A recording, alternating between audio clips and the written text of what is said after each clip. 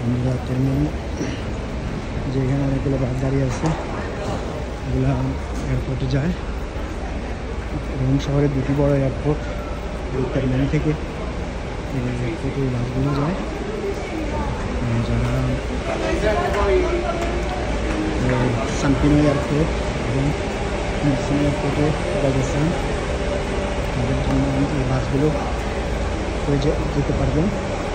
তো যারা ইতালিতে বিশেষ করে নতুন, তারা যদি এয়ারপোর্ট টার্মিনাল থেকে এয়ারপোর্টে যাইতে চান, এখানে আসলে ম্যাকডোনাল্ডসের পাশে টার্মিনাল স্টেশনের সামনে, ম্যাকডোনাল্ডসের সামনে এই বাসগুলো দাঁড়িয়ে থাকে।